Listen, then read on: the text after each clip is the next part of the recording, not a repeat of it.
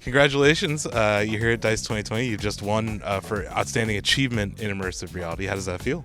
It feels incredible. It feels incredible. It was such a labor of love, the development of Blood and Truth, so it's just lovely to have recognition from peers and the rest of the industry to the achievement of the game that we made.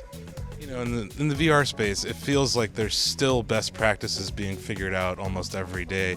How does that feel to be like still in this very emerging field? Whereas, like, you know, there's definitely best practices for FPS games, but when it comes to hand presence and locomotion, there's still debates being had. So how does it feel to be able to voice your opinion in that discourse? I think what's incredible about VR is the design rulebook is still being formed, as you're kind of saying, and I think on one level that's hugely challenging for teams because we can't necessarily look at what worked in the past.